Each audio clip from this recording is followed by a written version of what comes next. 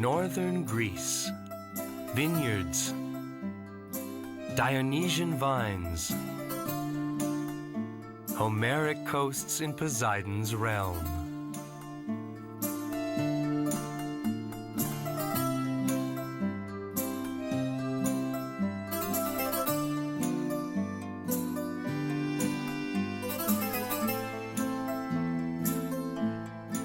It is the land of 8 wine routes, mountains, farmland, coast, a journey through millenniums in one of the oldest wine regions of Europe.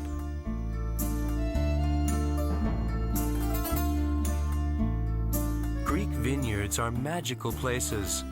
Roaming them in springtime, you wander on the ancient trails of the gods, and you will be touched consciously or subconsciously by their presence.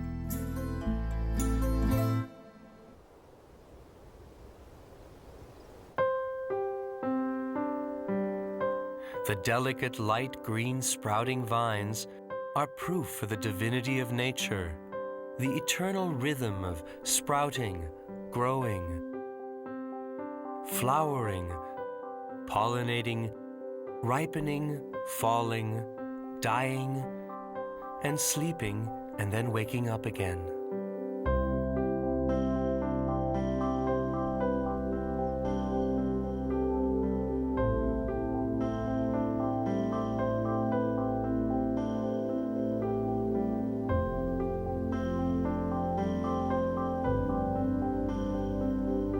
The magic of the Greek landscape is determined by the proximity of holy mountains, wells and grottos, antique ruins, and the omnipresence of smaller and bigger Orthodox churches and monasteries, or just the charm of the landscape, the dream of nature as an unspoiled, idyllic place.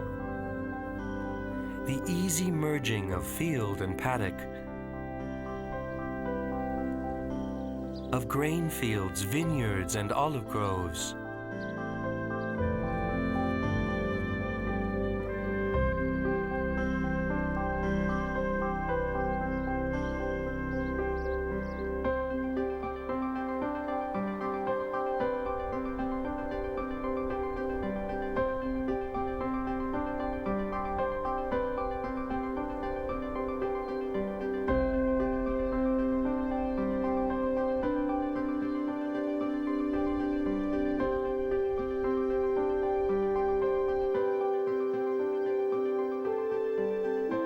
The journey through the northern Greek wine routes starts in Dion, the holy city of antique Macedonia, situated in the coastal plains on the foothills of Mount Olympus.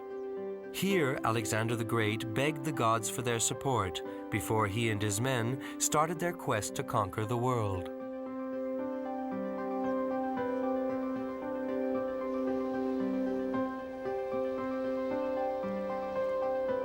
Impressively, the top of the Mountain of Gods reaches into the sky. There, in the illuminated palace above the clouds, the immortals gathered to dine and feast, but also to decide on the fate of the humans. Enough reason to propitiate the gods with offerings. Here, on the slopes of Mount Olympus, as the antiquity-interested traveler will imagine, the legendary Homeric wine of the gods was cultivated.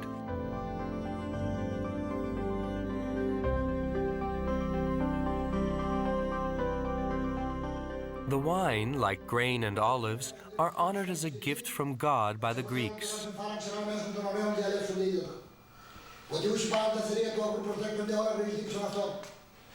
A Greek Orthodox wine blessing service.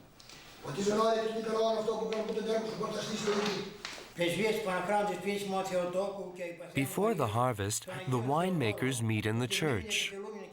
They participate in the liturgy of the blessing of the grapes and thank God for a good harvest and beg Him that this vintage will be a good one.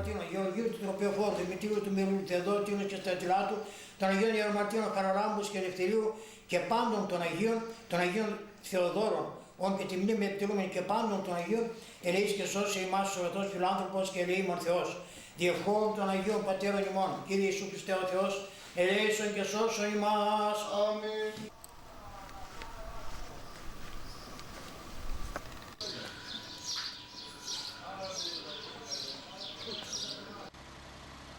On the southern slope of Mount Olympus, between the vineyards, lies Rapsani,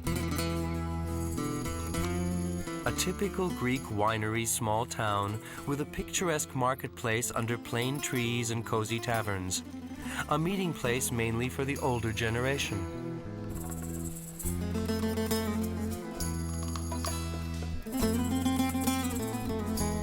After the great vine dieback in the 1930s, the region has experienced an unexpected growth since the 1980s.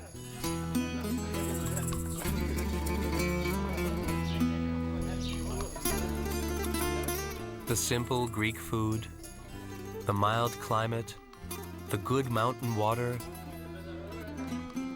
and the dark red wine give the people in this region their longevity. Full of character, harmonious, strong, the character of the wines resembles the people from Rapsani.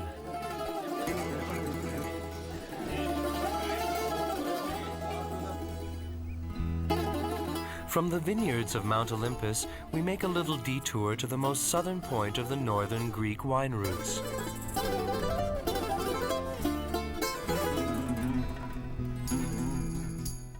The Tempe Valley, that winds along over 10 kilometers between Mount Olympus and the Kissavos Mountains. The many crystal-clear streams of Pinios run into the canyon until it reaches the end of the valley and forms a large delta filled with fish, mussels, and crabs. Down there on the coast, in front of pastures and farmland,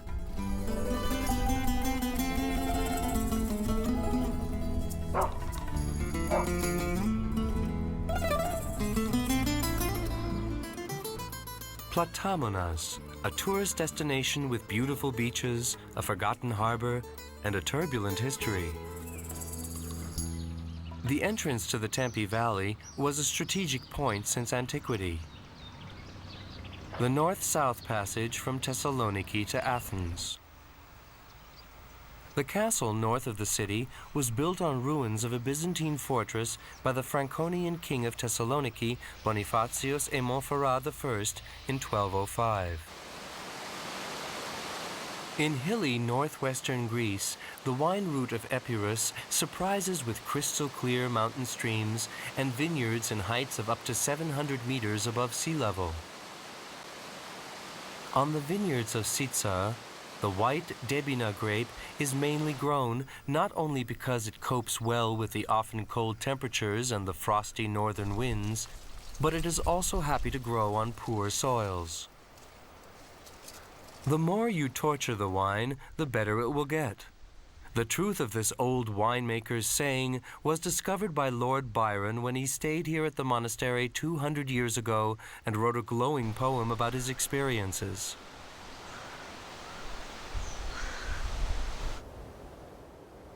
From Sitsa, we traveled to Ioannina, the county capital situated on the silent lake, and to Metsovo, on the 1,700-meter-high Katara Pass in the wild Pindos Mountains.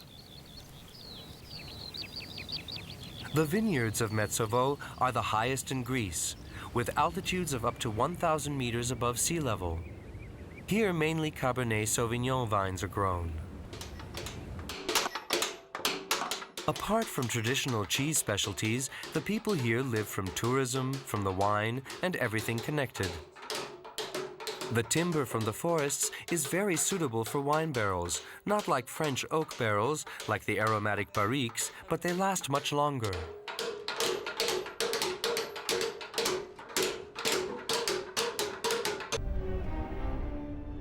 After crossing the Katara Pass, the Pinios River flows downwards into the Thessaly Plain, approaching the world-famous Meteora monasteries. Inaccessible seeming rocky towers, which like stalagmites grow from the earth, they carry on their tops and ledges 24 Greek Orthodox monasteries, faith-presenting hermitages between heaven and earth. Built in the 14th century by the monks of Mount Athos. Today, only a few are inhabited, and you can visit them without basket and winch like it used to be in ancient times.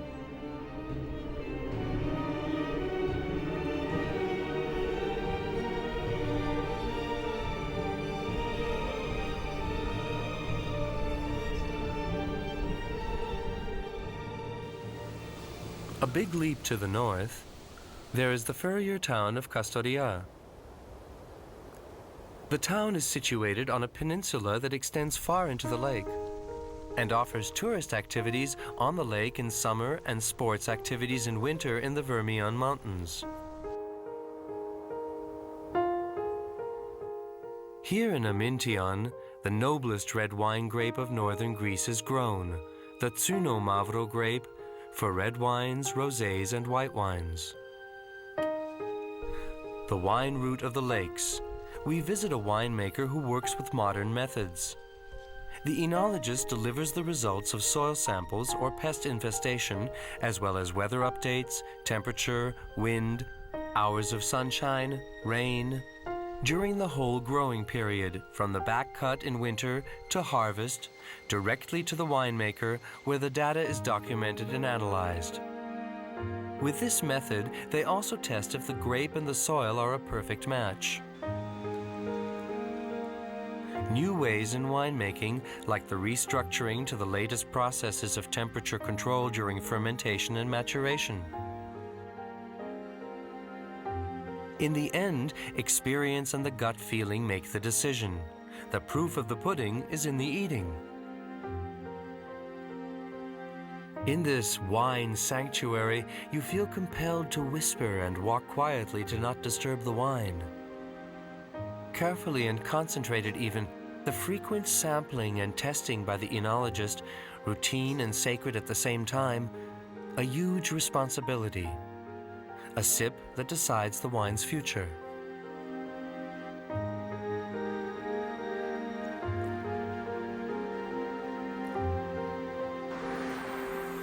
We continue our journey to the east, in between vineyards, plowed fields, and dry paddocks. Signposts show the way to the wineries, small family businesses and companies with many workers. The wine route of Naousa. Here grows on the sunny, sheltered southeastern slopes of the Vermion Mountains one of the noblest Greek vines, the Tsunomavro.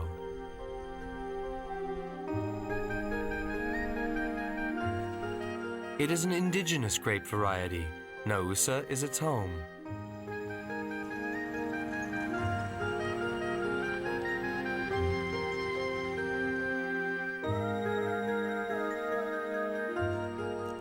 The vineyards of Naousa present themselves as a natural park landscape, as a cultivated countryside with many hedgerows and trees, a bird's paradise, and a paradise for hikers.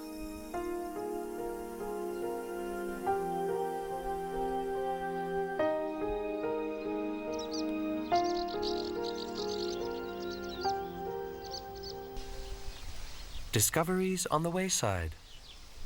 The royal tomb of Philip II, father of Alexander the Great in Vergina. The discovery of gold, witness of the antique Macedonian culture, reveals the splendor and power of the empire.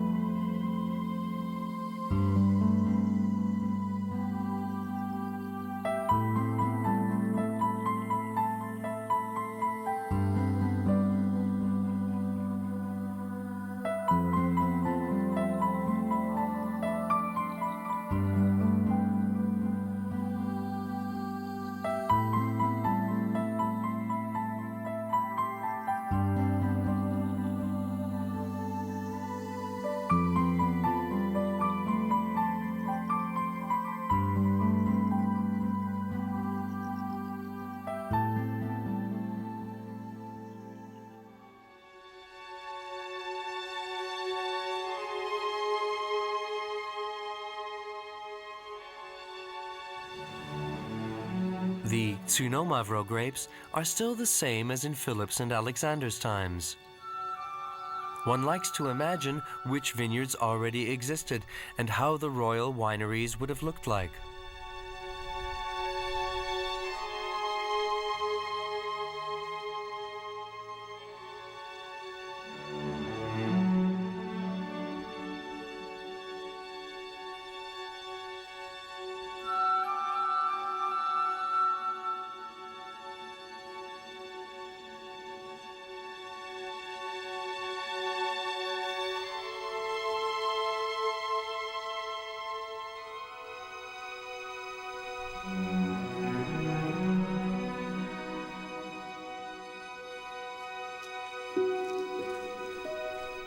We visit one of the largest wineries in Greece. Even the entrance indicates the emphasis on style and authenticity. But one is also up to date, meaning to know what the modern consumer, the wine lover from Germany, for example, likes. Mostly wines made from indigenous grape varieties like Sunomavro.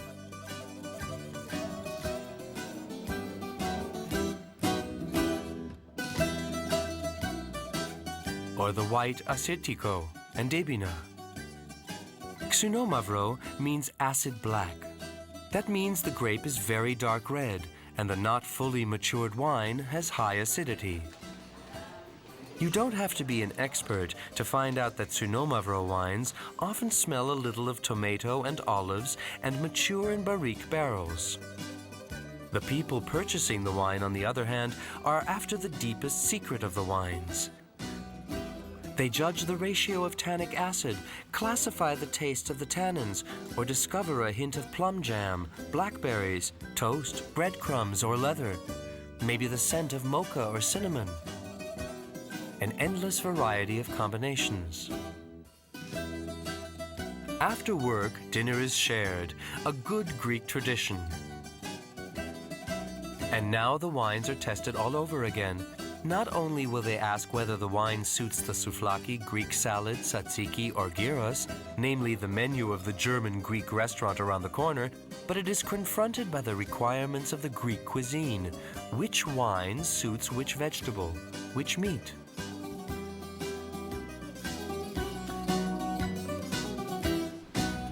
The ruggedly picturesque park in Agios Nikolaos, 4 kilometers away from Naousa.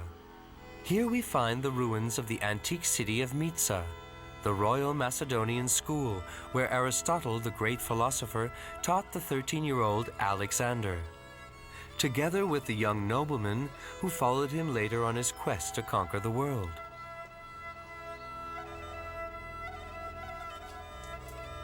A Spartan place, suitable for the intellectual and physical discipline required from the young prince.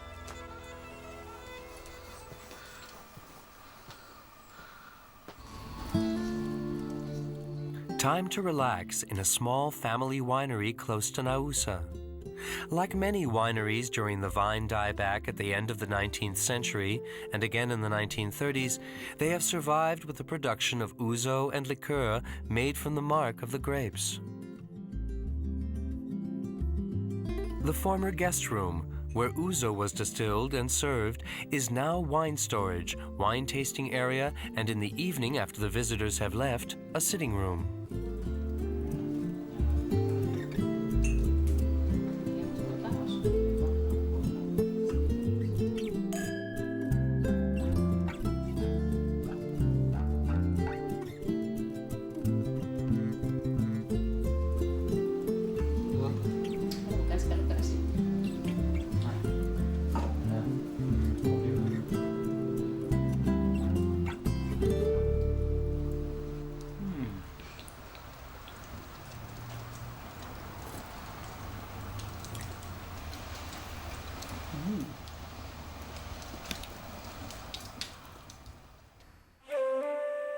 Ancient Greek lifestyle on a goblet from the 5th century BC.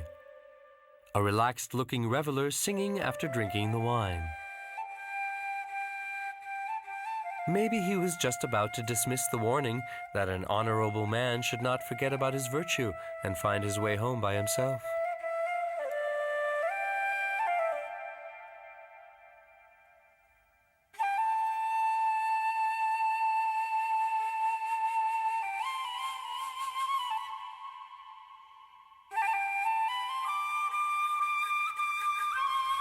To the northeast, the wine route of Pella Gumenisa. Still Xunomavro country. Here the deep red grapes are blended with Negoska, and the higher quality appellation of origin, Gumenisa, is produced. A visit to the oldest winery in northern Greece, and we meet a winemaker who works in a very traditional way. The old open fermentation barrels that stand like statues in the vineyard are from a time when there was no yeast added to the grape juice, and fermentation was regarded as a miracle.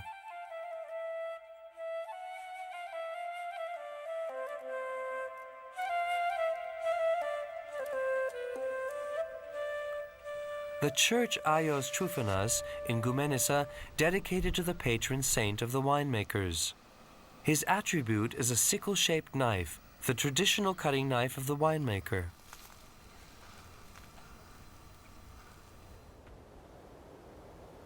On the way to Thessaloniki, we see in front of the Paiko mountain the ruins of the ancient city of Pella, once capital of the Macedonian Empire and birthplace of Alexander the Great.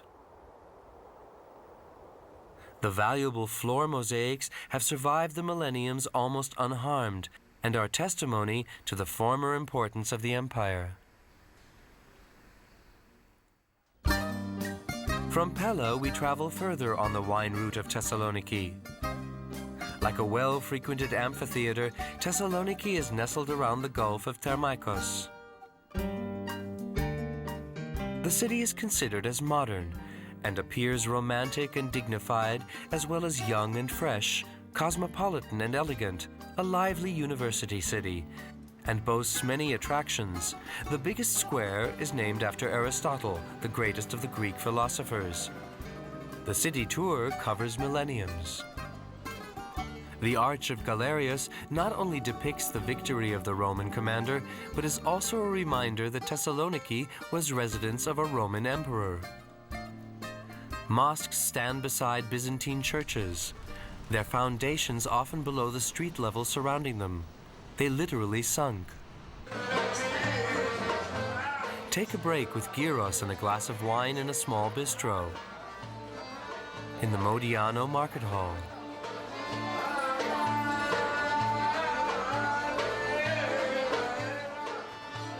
Here the people of Thessaloniki shop for their daily groceries: fruit, vegetables, fish, meat, cheese, and other household goods.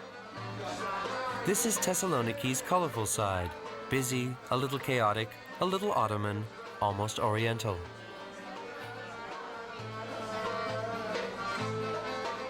On the boards in front of the fruit and vegetable stands, we can see the place of origin next to the price of the produce. In ancient Greece, the origin of the grapes was very important, even though the quality of the wines is determined by more practical criteria.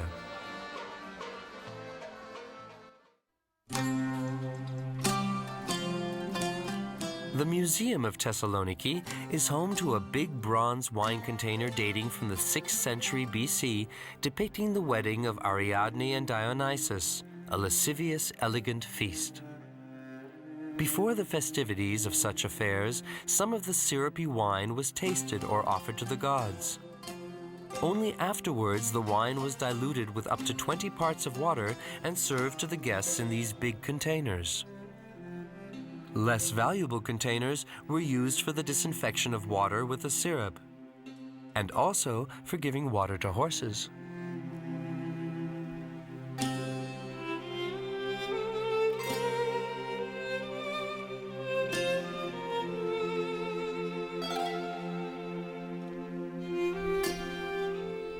Two and a half thousand years later, the vines on the vineyards of Kalkidiki are almost ready for harvesting. Years ago, collected in shoulder baskets and collected in carts, the grapes now are transported in stackable plastic containers. Practical without bruising the grapes, are straight away pressed into juice after clearing away the mark.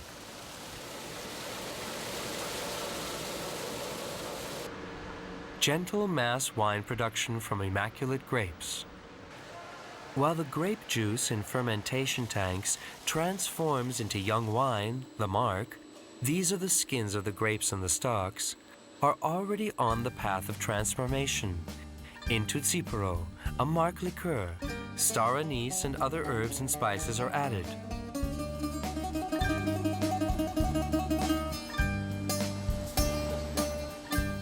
The process and recipe are a well-guarded secret of all producers.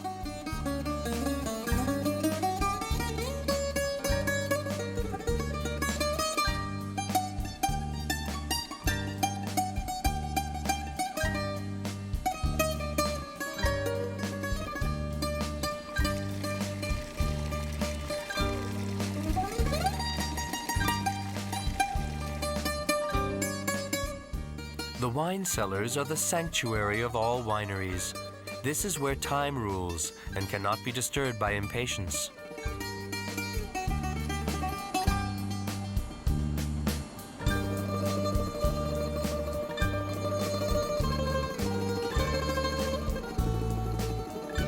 Especially red wines need years to mature their character.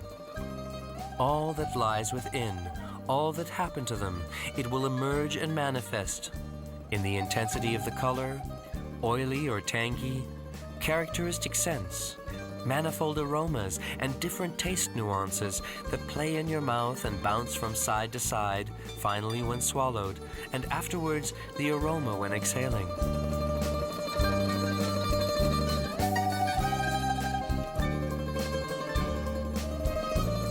Almost all the grapes on the Kalkidiki wine route enjoy sea views. This invites us to a small detour to one of the many untouched beaches on the way and down to the southern fingertip of the middle Kalkidiki Peninsula. To Porto Kufo, an almost completely encircled natural harbor. A place to forget about the world. You don't even hear the waves coming on land. Take the coastal road up north. The view onto Porto Caraz makes you curious. Large terraced vineyards, countless olive trees in between, and pine forests down to the sea. Then you look towards the hazy horizon. Cassandra. Then suddenly, hyper-modern hotel palaces, an impressive combination of architecture, landscape, and wine culture.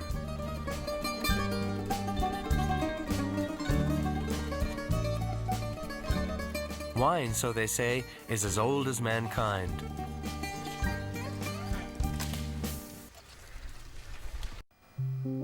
The first European lived about 1 million years ago in a cave near Petralona in Kalkidiki.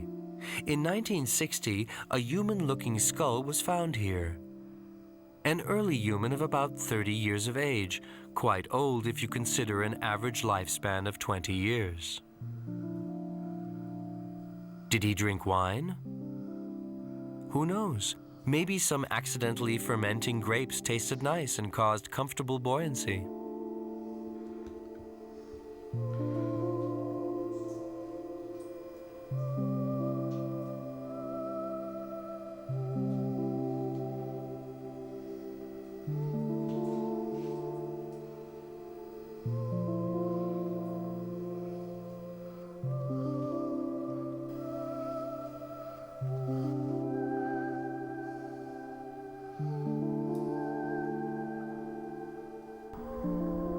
More inviting than the palace-like cave, the mansions of Arnea close by, also small palaces.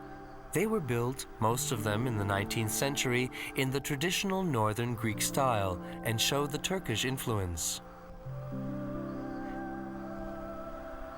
Today, most of them are used as small hotels for tourists.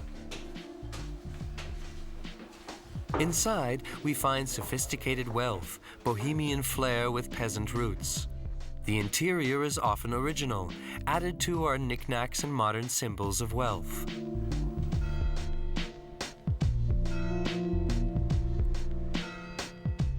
Cozy inside, inviting on the outside. It is difficult to part with Arnea.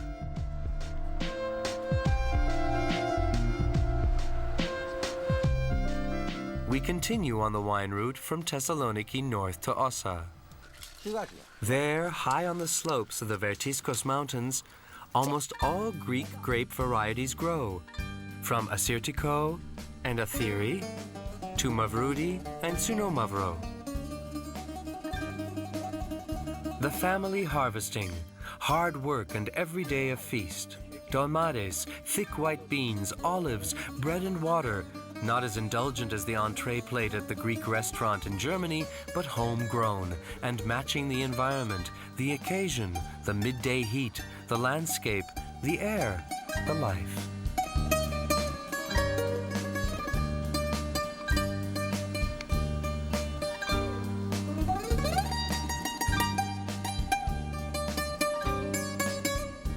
The journey leads us further to the wine route of Dionysus, the lively, hot-blooded Greek god of wine. In Kokinoia, close to the Bulgarian border, a new winery produces noble cuvée wines. Combinations of international and regional grape varieties, for example, from Sauvignon Blanc, Tempranillo or Syrah, to Assyrtiko or Ayuritico. Wines are so strict and sober, like the terrain on the foothills of Mount Phalakros. Phalakros means bald head, but the locals call it Mountain of Flowers because of its beauty.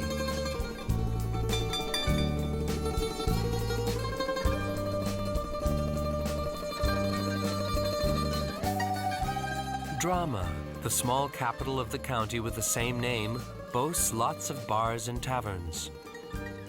The way the tables are set is an invitation to share a meal. Like a banquet, the food is presented, not on individual plates, and you help yourself to your servings. Needless to say, you do not pay individually either, but all together.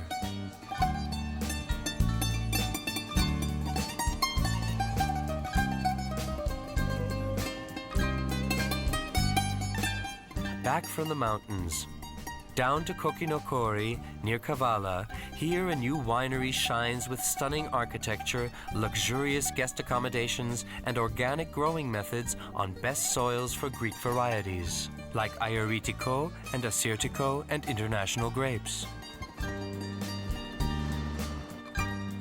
Kavala, the proud city on the bay with the same name, capital of the county of the same name, where the Tassos island belongs to.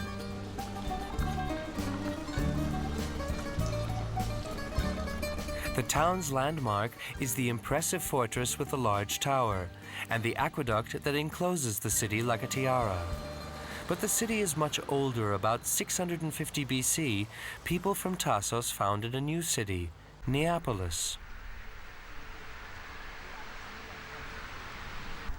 About 300 years later, and 15 kilometers further north, the Macedonian king Philip II captured the Thracian settlement Crenidas and named it Philippi, which is forever connected to the fateful Battle of Philippi 300 years later.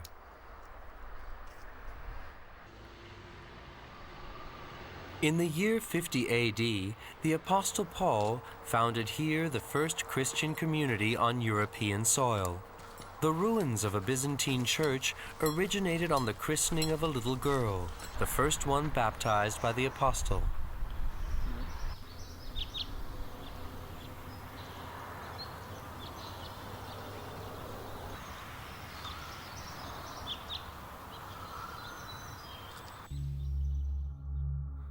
The clay mask of Dionysus from Aronia.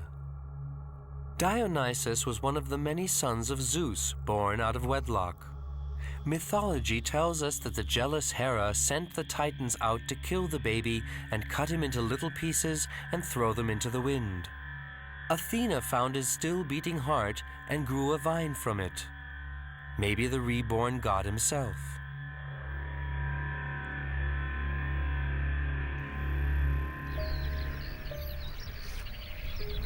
The eastern point of the journey, behind the wine route of Dionysus, close to the Turkish border, the Evros Delta awaits with its secret water labyrinth. You could get lost in there easily, but it will not happen because being a national park and border country, you are only allowed access with an official guide, or you can access by boat.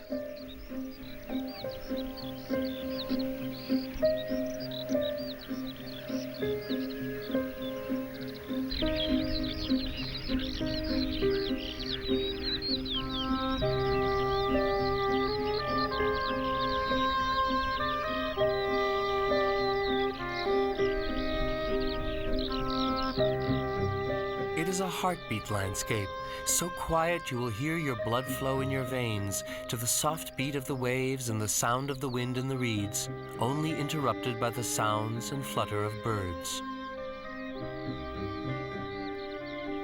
Imagine Argonauts from Tassos, Samothraki, or Chios on their expeditions, and how they saw soft tree-lined hills and high mountains. How they persisted in moving further, and then, disheartened by the vastness of the Delta labyrinth, had to turn around and to look further out to sea for safer shores.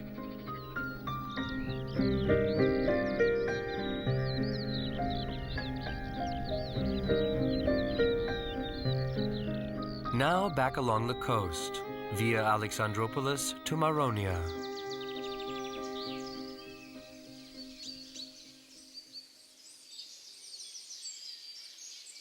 Here the king-priest Maron established the first vineyards in antiquity. Red, iron-rich soil for the red grape varieties, mixed with the white crystalline soil for the white grapes. There is work going on everywhere in the vineyards, securing the new shoots, weed around the vines without damaging the roots, aerating the soil, cutting away infertile shoots, defoliating like 1,000 years ago. Witnesses of the antique winemaking on the way to Maronia.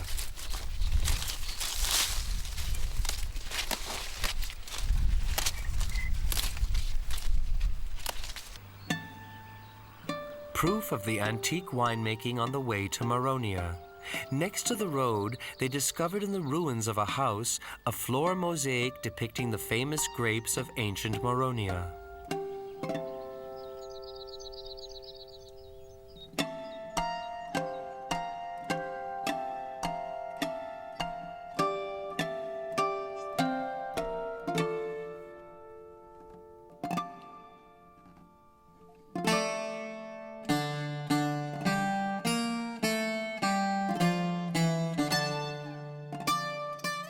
Thracia was considered one of the best wine regions of ancient Greece next to Chalkidiki.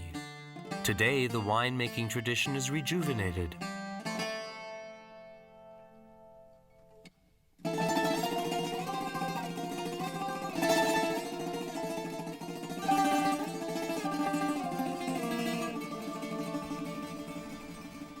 Further on the road along the coast to the west to Porto Lagos, the bay is separated by a dam from the Vistonida Lake.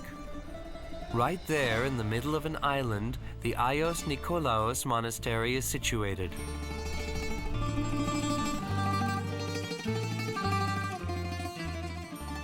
When the seafaring Dionysus, maybe here on the Thracian coast, was captured by pirates who would not believe him that he in fact was a god, as proof, he let a vine grow out of the planks of the ship.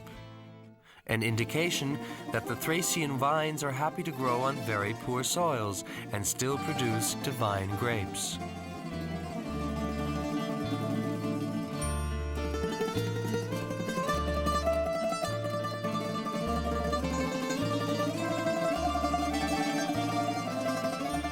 Far beyond the sea, behind the island of Tassos, we see the eastern finger of Chalkidiki, Mount Athos. In Uranopoli, the territory of the Orthodox monk republic Athos begins. This is the starting point of our boat trip along the coast of the Holy Mountain and its 20 monasteries.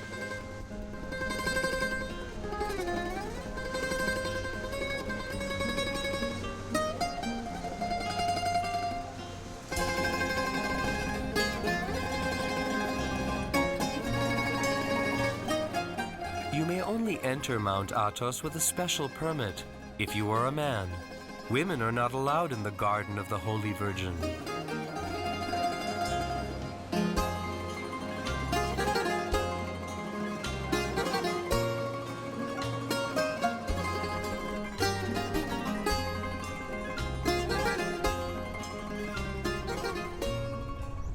The monks have been growing wine on the mountain for more than 1,000 years. When at the end of the 19th century and in the 30s of the last century, vine pests almost completely destroyed the Macedonian wine-growing industry, the monks got disheartened and left the vineyards neglected until the 1970s. Then a winemaker saw their potential and convinced the monks to rent out to him some of their deserted vineyards. Since then, wine growing is back on Mount Athos.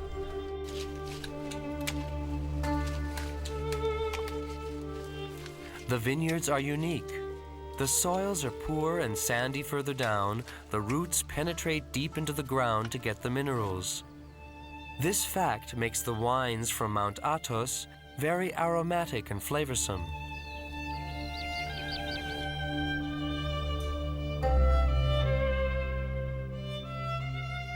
Mount Athos has found its wine, and Dionysus has found his home again.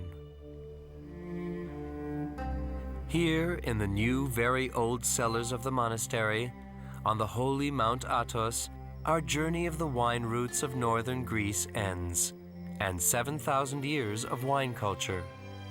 From the vineyards of Dionysus, to the great vine dieback, to the rebirth of Greek wine in our times, wine is the embodiment of Greek lifestyle. It tastes like the sun and the stony soils, and the morning dew and the evening breeze. It tastes like Greece. It is the heart and soul of Greece. It is a gift from the gods. It is a gift from God.